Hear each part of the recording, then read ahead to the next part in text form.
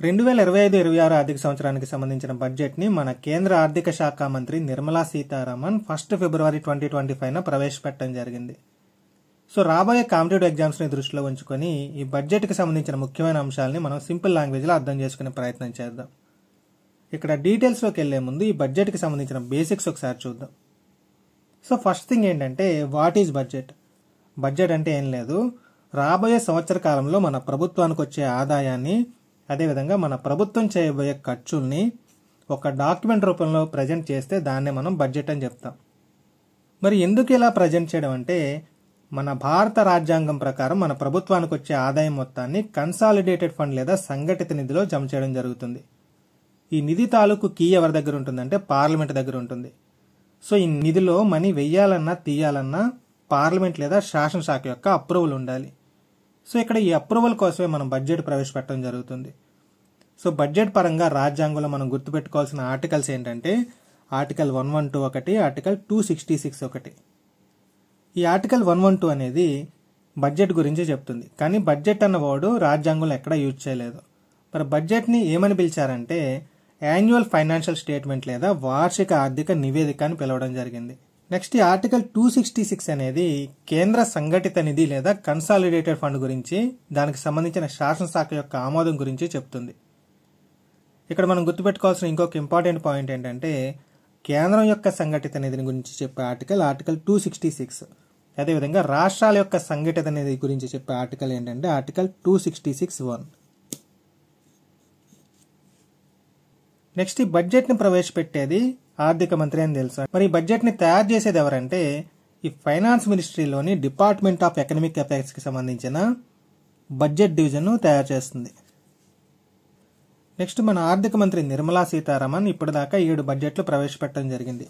ఈ రోజు ప్రవేశపెట్టిన బడ్జెట్ 8వ బడ్జెట్.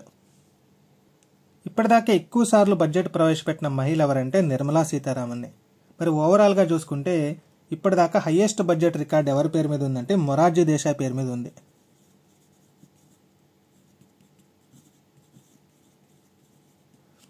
మొరార్జీ దేశాయ్ ఇప్పటి వరకు ఏకంగా 10 బడ్జెట్లను ప్రవేశపెట్టడం జరిగింది. Nirmala Sitharaman record present 8. వీళ్ళిద్దరికి మధ్యలో ఇంకొక పర్సన్ ఉన్నారు, ఆయన ఎవరంటే పి చిదంబరం. ఇప్పటి వరకు చిదంబరం ఎన్ని బడ్జెట్స్ ప్రవేశపెట్టారంటే 9 బడ్జెట్స్ ప్రవేశపెట్టడం జరిగింది. సో రాబోయే 2 ఏళ్లలో నిర్మలా సీతారామన్ ఈ టాప్ మోస్ట్ బడ్జెట్స్ రికార్డుని కూడా బ్రేక్ చేసే అవకాశాలు ఉన్నాయి. ప్రజెంట్ నిర్మలా సీతారామన్ యొక్క గొప్పతనం ఏంటంటే ఈవిడ ప్రవేశపెట్టిన 8 బడ్జెట్లు కూడా కన్సిక్యూటివ్ బడ్జెట్స్, అంటే ఎక్కడ గ్యాప్ లేకుండా ప్రవేశపెట్టడం జరిగింది. ఓకే, సో బేసిక్స్ మీద ఐడియా వచ్చింది కాబట్టి ఇప్పుడు మనం బడ్జెట్లోకి వచ్చేద్దాం. ఈ బడ్జెట్లో తెలుగు రాష్ట్రాలకు సంబంధించిన పెద్దగా అలొకేషన్స్ ఏమీ చేయకపోయినప్పటికీ తెలుగు వాళ్ళందరూ గర్వపడి ఒక పని చేశారు. అదేంటంటే ఈ బడ్జెట్ స్పీచ్ని దేశం అంటే మట్టి కాదు, దేశం అంటే మనుషులో అని మహాకవి గురజాడ అప్పారావు గారి మాటలతోటి స్టార్ట్ చేయడం జరిగింది. మీకు గుర్తుందో లేదో, almost 4 years back Covid vaccination కార్యక్రమాన్ని ప్రారంభించినప్పుడు మన ప్రధాని నరేంద్ర మోడీ కూడా సేమ్ కోట్ని యూజ్ చేయడం జరిగింది. సొంత లాభం కొంత మానుకు పొరుగువాడికి తోడుపడబోయ్, దేశం అంటే మట్టి కాదు, దేశం అంటే మనుషులో అని. సో మరి మన బడ్జెట్కి ఈ కోట్కి సంబంధం ఏంటంటే 2023 నుంచి స్టార్ట్ చేసిన వికసిత్ భారత్ని అచీవ్ చేయడానికి 4 వర్గాల ప్రజల యొక్క అభివృద్ధి మీద ఎక్కువగా ఫోకస్ చేయడం జరుగుతుంది. ఈ 4 వర్గాల ప్రజలు ఎవరంటే సింపుల్గా జ్ఞాన్ అని గుర్తుపెట్టుకోండి, GYAN. ఈ జ్ఞాన్లో జీ అంటే ఏంటంటే గరీబ్, అంటే పేదలు అని అర్థం. వై అంటే యూత్, యువత. నెక్స్ట్ ఏ అంటే అన్నదాత, అంటే రైతు. ఎన్ అంటే నారి, అంటే స్త్రీ. ఈ పేదలు, యువత, రైతు, స్త్రీలు ఈ నలుగురిని లేదా ఈ 4 వర్గాలని ఏ విధంగా అభివృద్ధి చెందించాలని ఈ బడ్జెట్లో చెప్పారంటే దీనికోసం ఒక 6 point క్రైటీరియాని వాళ్ళు ప్రకటించడం జరిగింది. ఫస్ట్ది ఏంటంటే 0 poverty.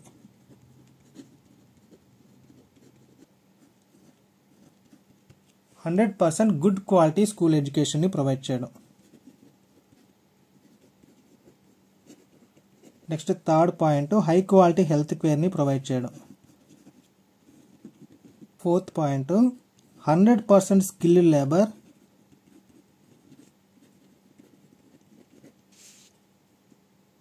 With meaningful employment. 5th point 70% women in economic activities.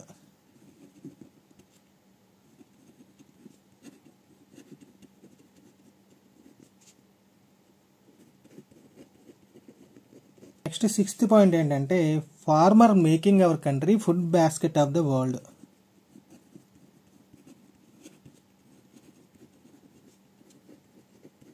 తెలుగులో చెప్పాలంటే పేదరికాన్ని జీరో చేయాలి, 100% నాణ్యమైన పాఠశాల విద్యను అందించాలి, అందరికీ అందుబాటులో నాణ్యమైన చవకైన ఆరోగ్య సంరక్షణ సదుపాయాలను కల్పించాలి, శ్రామికులందరికీ కూడా మంచి నైపుణ్యాలు నేర్పించి వాళ్ళకి 100% ఉపాధి అవకాశాలను కల్పించాలి, ఆర్థిక కార్యకలాపాల్లో 70% మహిళలు పాల్గొనేలా చేయాలి. నెక్స్ట్ రైతులకి ప్రోత్సాహకాలు కల్పించడం ద్వారా మన దేశాన్ని ప్రపంచపు ఆహార బుట్టగా మార్చాలి. అంటే ఇక్కడ మనకి డెస్టినేషన్ అనేది ఫిక్స్ అయిపోయింది. ఓకే, అంటే టార్గెట్ అచీవ్ చేయాలనే దాని మీద మనకి క్లారిటీ ఉంది. ఈ వికసిత్ భారత్ అనే లక్ష్యం చేరుకోవడానికి మనం ఒక వెహికల్లో వెళ్తున్నాం అనుకోండి. సో ఈ జర్నీ ఆఫ్ డెవలప్మెంట్లో ఈ వికసిత్ భారత్ అనే డెస్టినేషన్ని త్వరగా రీచ్ అవ్వడానికి మన వెహికల్లో మనం ఎన్ని ఇంజన్స్ని యూజ్ చేస్తున్నామంటే 4 ఇంజన్స్ని యూజ్ చేస్తున్నాం. ఏంటా 4 ఇంజన్స్ అంటే agriculture, MSMEs, investment, exports.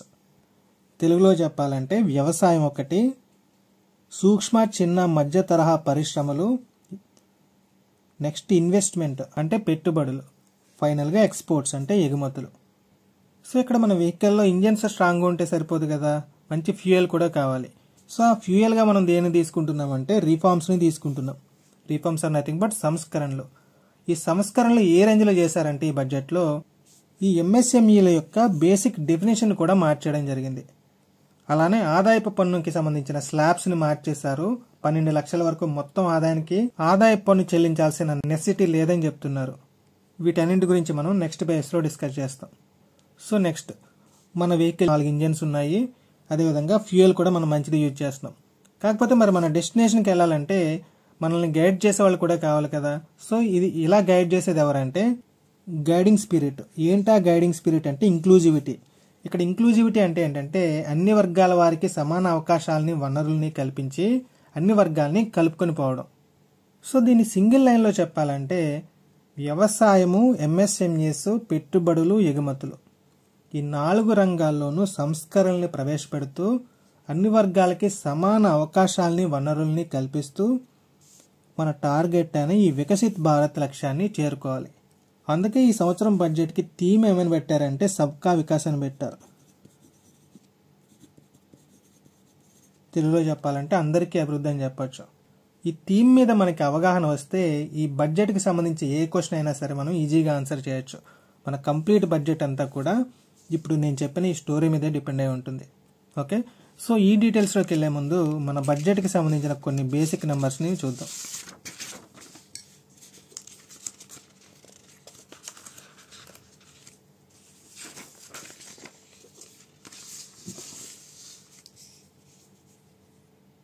So first of all ఈ సంవత్సరం బడ్జెట్ ఎంత అంటే 50,65,345 కోట్లు.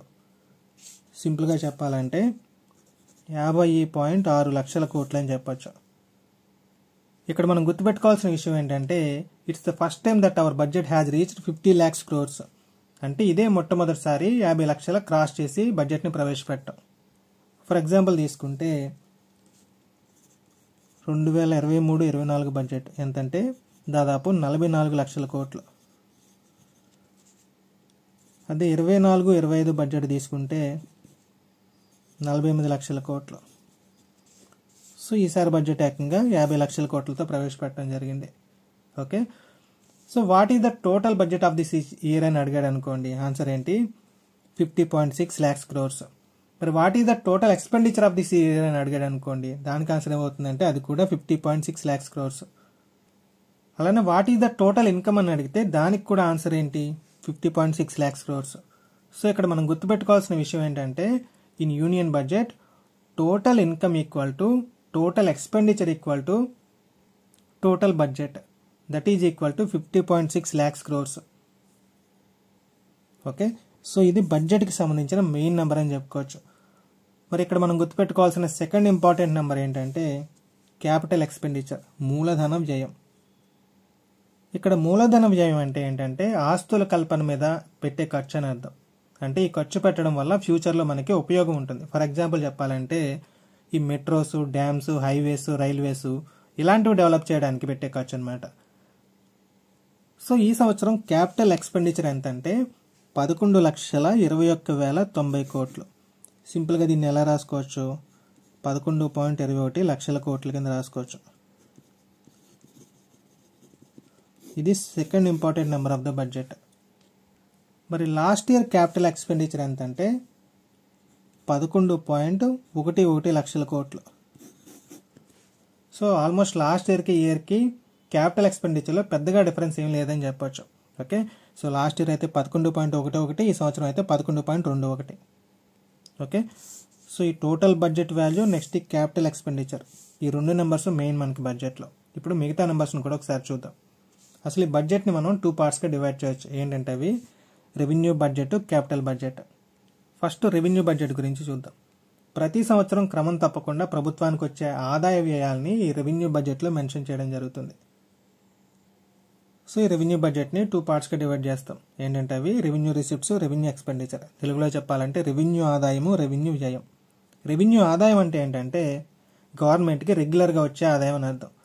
అంటే పన్నుల ద్వారా కానీ లేదా పన్నేతర మార్గాలు, అంటే ప్రభుత్వ రంగ సంస్థలు, వడ్డీలు, డివిడెంట్లు, వీటి ద్వారా వచ్చే ఇన్కమ్ కానీ, వీటన్నిటిని మనం రెవెన్యూ ఆదాయం అంటాం.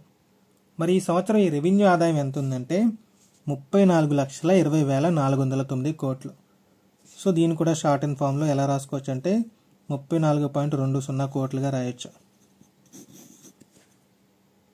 ఓకే, సో నెక్స్ట్ వచ్చేసి రెవెన్యూ ఎక్స్పెండిచర్ లేదా రెవెన్యూ వ్యయం. ప్రతి సంవత్సరం ప్రభుత్వ యంత్రాంగాన్ని నడిపించడానికి గవర్నమెంట్ చేసే ఖర్చు. అంటే ప్రభుత్వ ఉద్యోగులకి జీతాలు, పెన్షన్స్, ఇంకా ఇతర ఖర్చులు ఉంటాయి కదా, సో వాటికి స్పెండ్ చేసే అమౌంట్ అనమాట ఇది. మరి ఈ సంవత్సరం ఈ రెవెన్యూ వ్యయం ఎంత అంటే 39,44,255 కోట్లు. దీన్ని ఏమని రాసుకుంటాం, 39.44 లక్షల కోట్ల కింద రాసుకోవచ్చు. ఓకే, సో ఇక్కడ గుర్తుపెట్టుకోండి, రెవెన్యూ వ్యయం కంటే రెవెన్యూ ఆదాయం తక్కువ ఉన్న లేదా రెవెన్యూ ఆదాయం కంటే రెవెన్యూ వ్యయం ఎక్కువగా ఉన్న దాన్ని ఏమని పిలుస్తామంటే రెవెన్యూ.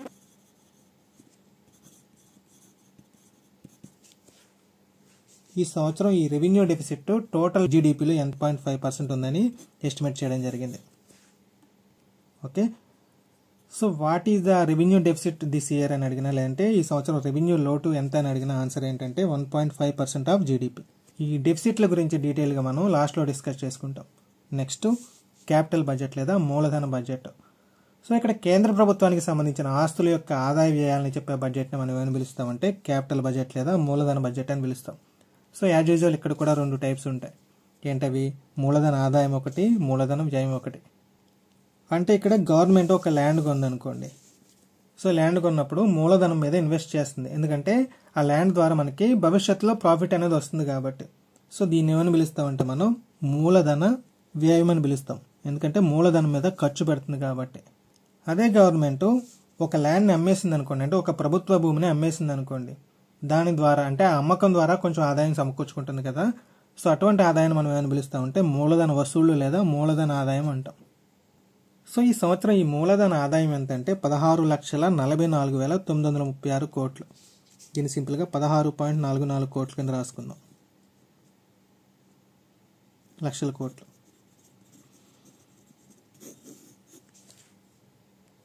నెక్స్ట్ మూలధన వ్యయం గురించి మనం ఆల్రెడీ డిస్కస్ చేసుకున్నాం కదా, ఎంత ప్రజెంట్ మూలధన వ్యయం అంటే 11.21 లక్షల కోట్లు. సో ఇక్కడ కూడా సేమ్, ఈ క్యాపిటల్ రిసిప్ట్స్ కంటే క్యాపిటల్ ఎక్స్పెండిచర్ ఎక్కువగా ఉందనుకోండి, దాన్ని క్యాపిటల్ డెఫిసిట్ అంటాం. ఇక్కడ మనం గుర్తుపెట్టుకోవాల్సిన విషయం ఏంటంటే ఈ రెవెన్యూ ఆదాయాన్ని అదేవిధంగా ఈ మూలధన ఆదాయాన్ని ఈ రెండింటినీ కలిపితే మనకి మొత్తం ఆదాయం వస్తుంది. అలానే ఇక్కడ ఈ రెవెన్యూ వ్యయాన్ని మూలధన వ్యయాన్ని కలిపితే మనకి మొత్తం వ్యయం వస్తుంది. దీన్ని ఇంకోలా చెప్పాలంటే ఈ రెండింటిని టోటల్ చేసినా అదేవిధంగా ఈ రెండింటిని టోటల్ చేసినా మనకు వచ్చే అమౌంట్ ఎంత అంటే 50,65,345 crores రూపీస్. ఓకే, సో ఇక్కడ వరకు క్లారిటీ వచ్చింది కదా. So these are the main numbers అనమాట. నెక్స్ట్ మనం మన స్టోరీలోకి వెళ్ళిపోదాం. సో ఇక్కడ 4 ఇంజిన్ వేసుకు బయలుదేరాం కదా.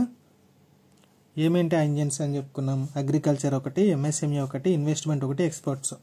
ఓకే, సో ఈ 4 ఇంజిన్స్కి మనకి ఫ్యూయల్ ఏం వాడుతున్నాం? రీఫార్మ్స్ వాడుతున్నాం. మన గైడింగ్ స్పిరిట్ ఎవరు? ఇంక్లూజివిటీ. మన డెస్టినేషన్ ఏంటి? Viksit Bharat. Okay, so next, A country is not just it's soil, A country is it's people. మనం ఫస్ట్లో చెప్పుకున్నాం కదా, దేశం అంటే మట్టి కాదు, దేశం అంటే మనుషులే. దాన్ని ఇంగ్లీష్లో ఇచ్చాడు. Next, aspirations for Viksit Bharat అంటే వికసిత్ భారత్ యొక్క ఆకాంక్షలు. సో ఏముంటాయి ఆకాంక్షలు అంటే, మనం ఇంతకుముందు డిస్కస్ చేసుకునే వృద్ధిని వేగవంతం చేయడం, నెక్స్ట్ అదేవిధంగా సురక్షితమైన సమగ్రంగా అభివృద్ధి చేయడం, ప్రైవేట్ రంగ పెట్టుబడిని ప్రోత్సహించడం, భారతదేశంలో మధ్యతరగతి వర్గం యొక్క వ్యయం చేసే శక్తిని పెంపొందించడం, ఇలాంటివి అనమాట. సో ఇక్కడ ఈ వ్యయం చేసే శక్తిని లేదా స్పెండింగ్ పవర్ని ఏ విధంగా పెంచుతారంటే ట్యాక్సెస్ని తగ్గించడం ద్వారా. సో ట్యాక్స్లు తగ్గిస్తే ఏమవుతుంది? ప్రజల దగ్గర ఎక్కువ డబ్బు ఉంటుంది. ఈ మనీ సర్క్యులేషన్ అవడం ద్వారా ఎకానమీ అనేది డెవలప్ అవుతుంది. ఓకే, సో ఇక్కడ వరకు క్లారిటీ వచ్చింది కదా. నెక్స్ట్ ఈ రిమైనింగ్ పేజెస్ అన్ని కూడా మనం ఇప్పటిదాకా చెప్పుకున్న ఈ 4 ఇంజిన్స్ ఏవైతే ఉన్నాయో, ఈ 4 ఇంజిన్స్ ఆఫ్ డెవలప్మెంట్ వాటి గురించి ఉంటుంది. సో ఈ 4 ఇంజిన్స్లో ఫస్ట్ ఇంజిన్ ఏమని చెప్పుకున్నాం మనం? అగ్రికల్చర్ అంటే వ్యవసాయం. Spurring agricultural growth and building rural prosperity అంటే వ్యవసాయ వృద్ధిని ప్రోత్సహించడం ద్వారా గ్రామీణ ఆర్థిక వ్యవస్థని బలోపేతం చేయడం. వీటిలో ముఖ్యమైనది ఏంటంటే ప్రైమ్ మినిస్టర్ ధనధాన్య కృషి యోజన. ఇంతకుముందు మనకి యాస్పిరేషనల్ డిస్ట్రిక్ట్ అనే ఒక ప్రోగ్రామ్ ఉండేది. దాన్ని ఇన్స్పిరేషన్గా తీసుకొని రాష్ట్రాల భాగస్వామ్యంతో కేంద్ర ప్రభుత్వం ప్రారంభించిన నూతన పథకమే ఈ ప్రధానమంత్రి లేదా ప్రైమ్ మినిస్టర్ ధనధాన్య కృషి యోజన. ఈ పథకంలో అల్ప ఉత్పాదకత ఉన్న 100 జిల్లాలని సెలెక్ట్ చేసుకోవడం జరుగుతుంది. వాటిని డెవలప్ చేస్తారు. సో ఈ పథకం ద్వారా ఎంతమంది రైతులు లబ్ధి పొందుతున్నారని అడగవచ్చు. ఎంతమంది అంటే దగ్గర 1,70,00,000 రైతులు. Next programme mission for cotton productivity. పత్తి ఉత్పాదకతని పెంచడానికి ఒక 5 years ప్రోగ్రామ్ను కూడా స్టార్ట్ చేయడం జరుగుతుంది. Next makhana board in Bihar. Makhana అంటే లోటస్ సీడ్స్, మన ఏరియాస్లో ఫూల్ మఖానా అంటాం. దీంట్లో కార్బోహైడ్రేట్స్, యాంటీ ఆక్సిడెంట్స్ ఇలాంటివి చాలా ఎక్కువగా ఉంటాయి. ఈ మఖానా ఉత్పత్తి ఎక్కడ ఎక్కువగా జరుగుతుందంటే బీహార్లో ఎక్కువగా జరుగుతుంది. దీనికి కాస్ట్ కూడా ఎక్కువే.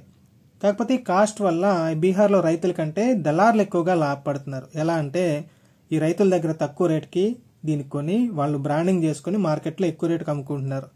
సో దీన్ని అవాయిడ్ చేయడానికి బీహార్లో రైతుల్ని సంఘటితం చేసి గవర్నమెంట్ ఏం చేస్తుందంటే ఎఫ్పిఓని స్టార్ట్ చేస్తుంది. ఇక్కడ ఎఫ్పిఓ అంటే ఏంటంటే ఫార్మర్స్ ప్రొడ్యూసర్స్ ఆర్గనైజేషన్స్. తెలుగులో చెప్పాలంటే రైతుల ఉత్పత్తిదారుల సంఘాలని చెప్పొచ్చు. అదేవిధంగా మద్దతు ధర కల్పించి మార్కెటింగ్ చేయడానికి మఖానా బోర్డ్స్ను కూడా ఏర్పాటు చేయడం జరుగుతుంది. Next national mission on high yielding seeds. చీడపీడల్ని, వాతావరణ మార్పుల్ని తట్టుకొని అధిక ఉత్పత్తిని ఇచ్చే విత్తనాన్ని అభివృద్ధి చేయడం. Enhanced credit through KCC. ఈ కిసాన్ క్రెడిట్ కార్డ్స్ ద్వారా ఇచ్చే రుణాల పరిమితి ఇంతకుముందు ఎంత ఉండేదంటే 3 lakhs ఉండేది. ఈ 3 lakhsని ఇప్పుడు ఎంత చేస్తున్నారంటే 5 lakhs చేయడం జరుగుతుంది.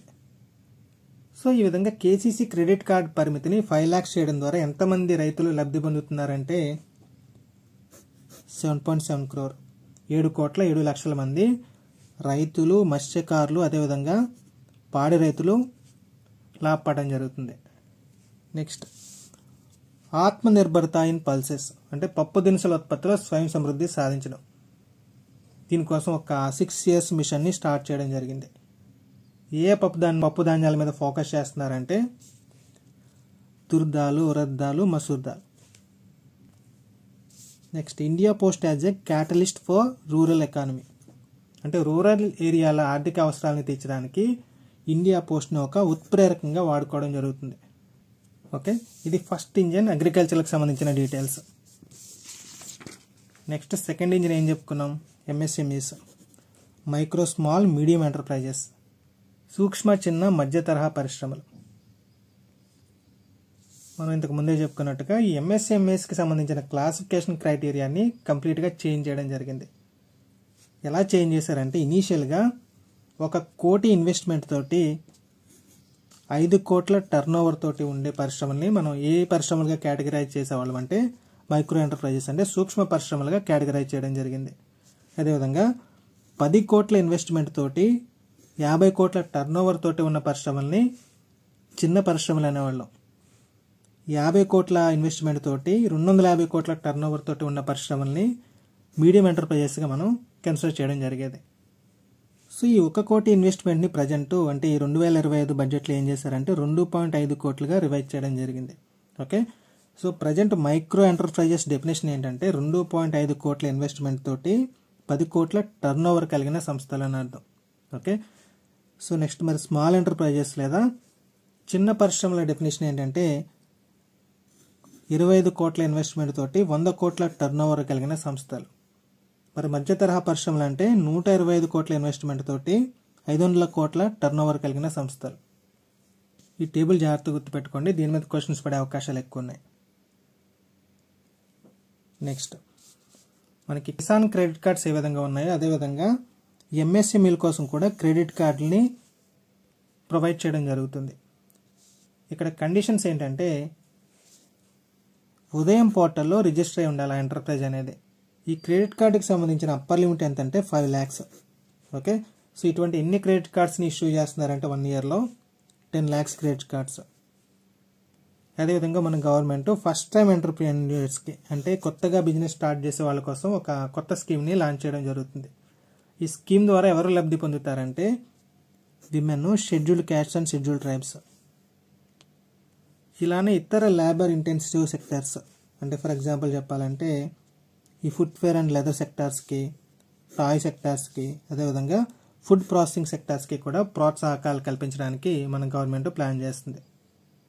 ఓకే, సో ఇది second engine. Next third engine ఏంటి? ఇన్వెస్ట్మెంట్ లేదా పెట్టుబడులు. ఈ ఇన్వెస్ట్మెంట్స్ లేదా పెట్టుబడులు ఎవరి మీద పెడతారంటే పీపుల్ మీద అంటే ప్రజల మీద, ఎకానమీ మీద అండ్ ఇన్నోవేషన్ మీద. ఇన్నోవేషన్ ఇన్ నథింగ్ బట్ నూతన ఆవిష్కరణలు.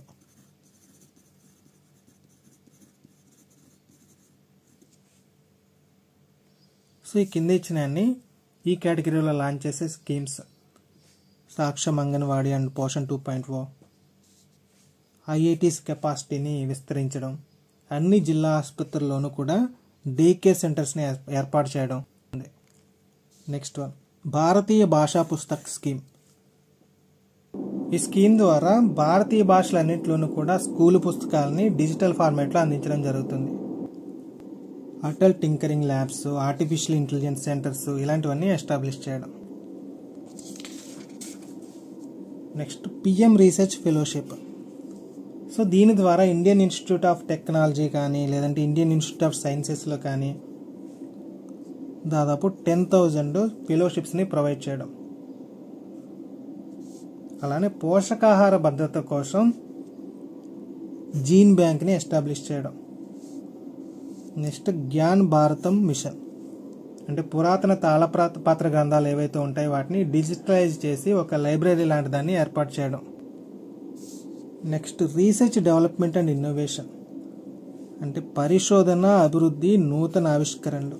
సో వీటి కోసం ప్రైవేట్ రంగం సహకారంతో ఒక 20,000 కోట్ల ఖర్చుతోటి ఒక సంస్థని ఏర్పాటు చేయడం. Next national geospatial mission. ఇది దేనికంటే ల్యాండ్ రికార్డులని డిజిటలైజ్ చేయడానికి. నెక్స్ట్ లాస్ట్ ఇంజిన్ ఏం చెప్పుకున్నాం? ఎక్స్పోర్ట్స్ లేదా ఎగుమతులు. ఈ ఎగుమతుల్ని ప్రోత్సహించడానికి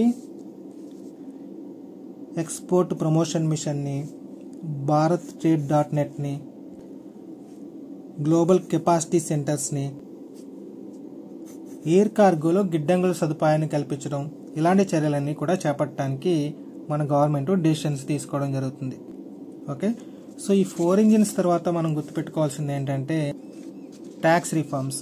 ఇది మన అందరికీ తెలిసిందే. ఈ నూతన పన్ను విధానంలో 12 లక్షల వరకు కూడా ఎటువంటి పన్ను చెల్లించాల్సిన అవసరం లేదని చెప్తున్నారు. సో దీనికి స్టాండర్డ్ డిడక్షన్ కలుపుకుంటే దాదాపు 12,75,000 వరకు మనం పన్ను చెల్లించక్కర్లేదు. ఈ ట్యాక్స్ రిఫార్మ్స్ మీద కూడా క్వశ్చన్స్ అడిగే అవకాశం ఉంది.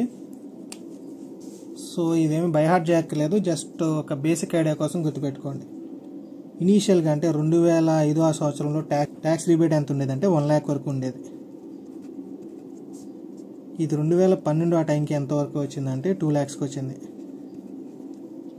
2014 ఆ టైంకి 2.5 lakhs అయింది. 2019 టైంకి 5 lakhs అయింది.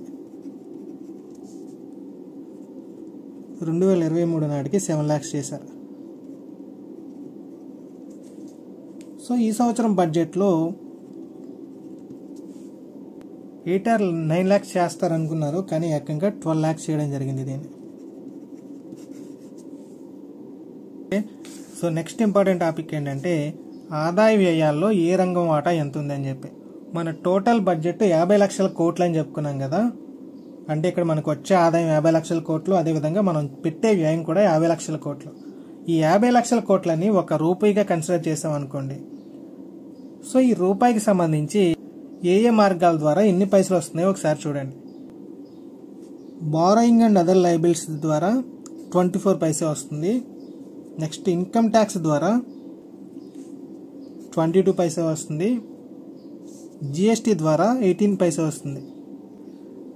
నెక్స్ట్ కార్పొరేషన్ ట్యాక్స్ అంటే కంపెనీల మీద వేసే ట్యాక్స్ ద్వారా మనకు వచ్చేది 17 పైసలు. సో ఇక్కడ టోటల్గా మనకు వచ్చే ఆదాయంలో దేని వాటా ఎక్కువ ఉందంటే దేని ద్వారా మనకి ఎక్కువ ఆదాయం వస్తుందో ఒకసారి చెక్ చేయండి. దేని ద్వారా ఎక్కువ ఆదాయం వస్తుంది మనకి? Borrowings and other liabilities. So సింపుల్గా చెప్పాలంటే అప్పుల ద్వారా వచ్చే ఆదాయం ఎక్కువ ఉంది మనకి. This is the worst part of the budget అని చెప్పొచ్చు. ఓకే, సో నెక్స్ట్ ఖర్చు దేని మీద ఎక్కువ పెడుతున్నామంటే దేని మీద పెడుతున్నాం ఎక్కువ? 22%. దేనికి ఉంది 22%? States share of taxes and duties. తెలుగులో చెప్పాలంటే పన్నులు సుంకాల్లో రాష్ట్రాలకు సంబంధించిన వాటా. ఓకే, సో యూజువల్లీ ప్రతి సంవత్సరం కూడా వడ్డీ చెల్లింపులకి ఎక్కువగా పెట్టడం జరిగేది. కానీ ఈ సంవత్సరం వడ్డీ చెల్లింపులకి ఎంత పెడుతున్నాము అంటే 20% పెడుతున్నాము. దీనికంటే ఎక్కువగా మనం రాష్ట్రాల వాటాకి కేటాయించడం జరుగుతుంది. సో నెక్స్ట్ వడ్డీ చెల్లింపుల తర్వాత ఎక్కువ మొత్తం దేనికి కేటాయిస్తున్నాం మనం అంటే సెంట్రల్ సెక్టరల్ స్కీమ్స్కి కేటాయించడం జరుగుతుంది. ఎంత పర్సెంట్ కేటాయిస్తున్నాం అంటే 16%. నెక్స్ట్ సెంట్రల్లీ స్పాన్సర్డ్ స్కీమ్స్కి కేటాయించిన మొత్తం ఎంత అంటే 8%. సో ఇక్కడ మళ్ళీ మనకి కన్ఫ్యూజన్ జనరేట్ అవుతుంది. ఇక్కడ సెంట్రల్ సెక్టార్ స్కీమ్స్కి సెంట్రల్లీ స్పాన్సర్డ్ స్కీమ్స్కి తేడా ఏంటని చెప్పి. సెంట్రల్ సెక్టార్ స్కీమ్స్ అంటే కేంద్ర ప్రభుత్వ పథకాలు అని అర్థం. అంటే ఇక్కడ 100% ఫండింగ్ ఎవరి ద్వారా జరుగుతుందంటే కేంద్ర ప్రభుత్వం ద్వారానే జరుగుతుంది. వేరే ఈ సెంట్రల్లీ స్పాన్సర్డ్ స్కీమ్ అంటే మీనింగ్ ఏంటంటే కేంద్ర ప్రాయోజిత పథకాలు అని అర్థం. ఈ కేంద్ర ప్రాయోజిత పథకాల్లో రాష్ట్రాలకు కూడా వాటా ఉంటుంది. అంటే ఇక్కడ 60% కేంద్ర ప్రభుత్వం భరించింది అనుకోండి, 40% రాష్ట్రాలు భరిస్తాయి. Okay, so central sector schemes అంటే 100% ఫండింగ్ సెంట్రల్ గవర్నమెంట్ మీద ఉంటుంది. సెంట్రల్లీ స్పాన్సర్ స్కీమ్స్కి ఏమో 60-40 రేషియోలో కేంద్ర రాష్ట్రాల నిష్పత్తి ఉంటుంది. నెక్స్ట్ దీని తర్వాత రిసిప్ట్స్ అండ్ ఎక్స్పెండిచర్స్. ఇక్కడ గత ఆర్థిక సంవత్సరాలతోటి కంపారిజన్ ఏ విధంగా ఉందనేది ఇక్కడ మనం చూడబోతున్నాం. First revenue receipts. ఇక్కడ రెవెన్యూ రిసిప్ట్స్ లేదా రెవెన్యూ ఆదాయం అంటే ఏం చెప్పుకున్నాం? ప్రభుత్వానికి రెగ్యులర్గా వచ్చే ఆదాయం. ఇది ఎంత ఎక్కువగా ఉంటే అంత మంచిది. సో ఈ 2025-26 ఆర్థిక సంవత్సరానికి సంబంధించి రెవెన్యూ ఆదాయం ఎంత ఉండొచ్చని చెప్పుకున్నాం మనం అంటే 34.20 లక్షల కోట్లు. Okay, so 34.2 lakhs crores. So మిగతా ఆర్థిక సంవత్సరాలతో కంపేర్ చేసినప్పుడు అంటే 2023-24 కానీ 24-25 ఈ ఆర్థిక సంవత్సరాలతో కంపేర్ చేసినప్పుడు ఇది కొంచెం ఎక్కువ ఉంది. నెక్స్ట్ క్యాపిటల్ రిసిప్ట్స్ అంటే ఆస్తులు అమ్ముకోవడం ద్వారా వచ్చే ఆదాయం. ఇది ఎంత తక్కువ ఉంటే అంత బెటర్ అని చెప్పుకున్నాం. సో ఈ సంవత్సరం ఇది ఎంత ఉంది? 16.44 లక్షల కోట్లు.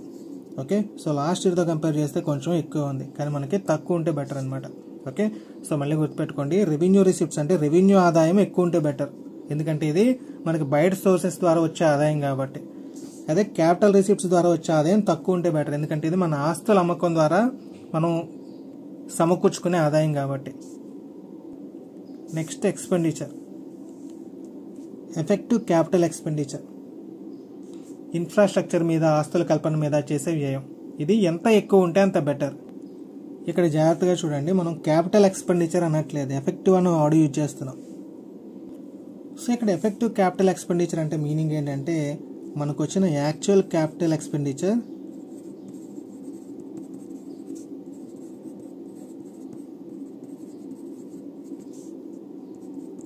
Plus grant in AIDS.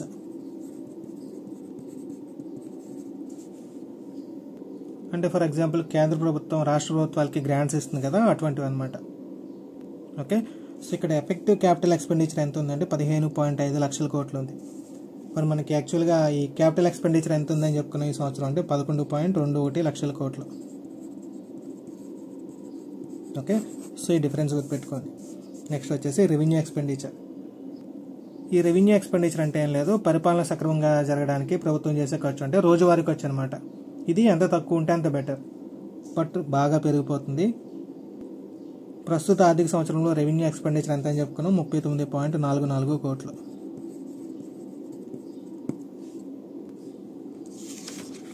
Next deficits అంటే లోటులు. మొత్తం బడ్జెట్లో ఎన్ని రకాల లోట్ల గురించి ఇవ్వడం జరిగిందంటే 4 రకాలు. Fiscal deficit, revenue deficit, effective revenue deficit, primary deficit. Fiscal డెఫిసిట్ని మనం ద్రవ్య లోటు లేదా కోశ లోటు అంటాం. రెవెన్యూ డెఫిసిట్నేమో రెవెన్యూ లోటు అని చెప్తాము. ఎఫెక్టివ్ రెవెన్యూ లోటు, ప్రైమరీ డెఫిసిట్ అంటే ప్రాథమిక లోటు. ఈ రెవెన్యూ లోటు గురించి మనం స్టార్టింగ్లో చెప్పుకున్నాం, గుర్తుందో లేదో. ఏమని చెప్పాను, రెవెన్యూ ఇన్కమ్ కంటే రెవెన్యూ ఎక్స్పెండిచర్ ఎక్కువగా ఉంటే దాన్ని ఏమని పిలుస్తాము, రెవెన్యూ లోటు అని పిలుస్తాం. ఈ రెవెన్యూ లోటు అనేది 2021-22 ఆర్థిక సంవత్సరానికి ఎంత ఉంది, 4.4% ఉంది. 2023-24 ఆర్థిక సంవత్సరానికి 4% ఉంది. 22-23 ఆర్థిక సంవత్సరానికి 4% ఉంది. 23-24 ఆర్థిక సంవత్సరానికి 2.6% ఉంది. ఇది 4%. నెక్స్ట్ 24-25 ఆర్థిక సంవత్సరానికి 1.9% ఉంది. ప్రస్తుత ఆర్థిక సంవత్సరానికి ఎంత ఎస్టిమేట్ చేస్తున్నామంటే 1.5% ఎస్టిమేట్ చేస్తున్నాం. అంటే రెవెన్యూ డెఫిసిట్ తగ్గుతూ వస్తుంది, అబ్జర్వ్ చేయండి. Next effective revenue deficit. So ఇక్కడ ఎఫెక్టివ్ అనే వర్డ్ వచ్చింది. ఇంతకు ముందు పేజీలో మనం ఎఫెక్టివ్ క్యాపిటల్ ఎక్స్పెండిచర్ గురించి డిస్కస్ చేసుకున్నాం కదా. సో ఇక్కడ ఎఫెక్టివ్ క్యాపిటల్ ఎక్స్పెండిచర్ అనేది చెప్పినప్పుడు ఏమని చెప్పాం, దీనికి actual capital expenditure plus grant in AIDS. So అదేవిధంగా ఇక్కడ కూడా ఎఫెక్టివ్ రెవెన్యూ డెఫిసిట్ అంటే ఏంటంటే రెవెన్యూ డెఫిసిట్స్ మైనస్ గ్రాంట్స్ అని చెప్పవచ్చు. ఓకే, సో ఇక్కడ గుర్తుపెట్టుకోవాల్సిన ముఖ్యమైన విషయం ఏంటంటే స్లోగా తగ్గించుకుంటూ వచ్చి ఈఆర్డీని అంటే ఎఫెక్టివ్ రెవెన్యూ డెఫిసిట్ని 0కి ఈక్వల్ చేయాలని మనం టార్గెట్గా పెట్టుకోవడం జరిగింది. కానీ ప్రస్తుత సంవత్సరం ఇది ఎంత ఉందంటే 0.3% ఉంది. నెక్స్ట్ ఫిస్కల్ డెఫిసిట్ లేదా తెలుగులో ఏమని చెప్తాం ఏంటంటే కోశ లోటు లేదా ద్రవ్య లోటు అని చెప్తాం. ఈ ఫిస్కల్ డెఫిసిట్ని ఏ విధంగా క్యాలిక్యులేట్ చేస్తామంటే total expenditure minus total revenue, కాకపోతే ఎక్స్క్లూడింగ్ ద బారోయింగ్స్. అంటే ఇక్కడ కోశ లోటుని క్యాలిక్యులేట్ చేసేటప్పుడు total expenditure minus total revenue excluding borrowings అన్నాం. అంటే నేను ఎంత రెవెన్యూ జనరేట్ చేశానో ఈ రెవెన్యూని నేను పెట్టిన ఖర్చులోంచి తీసేస్తాం. నేను చేసిన అప్పుల్ని నా ఇన్కమ్ కింద నేను చూపించుకోలేను కాబట్టి ఈ అప్పుల్ని ఇక్కడ మైనస్ చేసేస్తాను అనమాట.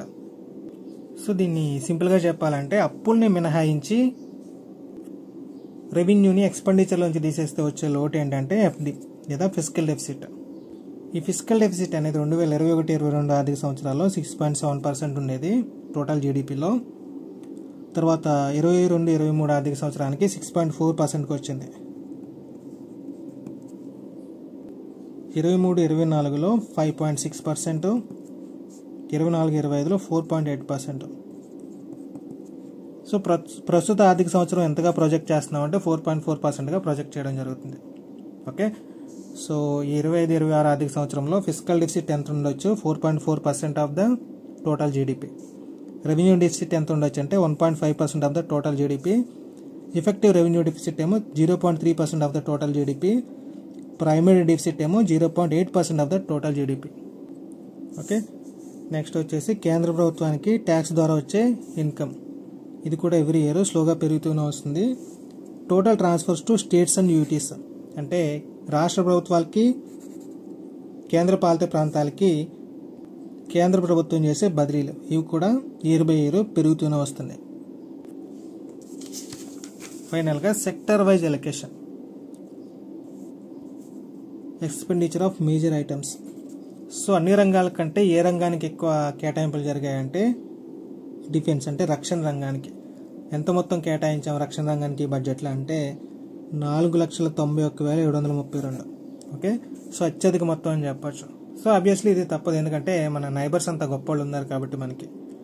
నెక్స్ట్ రూరల్ డెవలప్మెంట్ అంటే గ్రామీణాభివృద్ధికి కేటాయించిన మొత్తం ఎంత అంటే 2,66,817 కోట్లు. నెక్స్ట్ హోమ్ అఫైర్స్కి 2,33,211 కోట్లు. వ్యవసాయ అనుబంధ రంగాలకి 1,71,437 కోట్లు. ఎడ్యుకేషన్ కేటాయించిన మొత్తం 1,28,650 కోట్లు. హెల్త్కి 98,311 కోట్లు. అర్బన్ డెవలప్మెంట్ అంటే పట్టణాభివృద్ధికి కేటాయించిన మొత్తం ఎంత అంటే 96,777 కోట్లు. ఐటీ అండ్ టెలికాంకి 95,299 కోట్లు. ఎనర్జీకి 81,174 కోట్లు. కామర్స్ అండ్ ఇండస్ట్రీకి 65,553 కోట్లు. సోషల్ వెల్ఫేర్కి 60,052 కోట్లు. సైంటిఫిక్ డిపార్ట్మెంట్స్కి 55,679 కోట్లు. ఓకే, సో బడ్జెట్కి సంబంధించిన మేజర్ టాపిక్స్ అన్ని కూడా మనం కవర్ చేయడం జరిగింది. ఇంకేమైనా డౌట్స్ కానీ క్వశ్చన్స్ కానీ ఉంటే కింద కామెంట్ సెక్షన్లో అడగండి. Thank you for watching.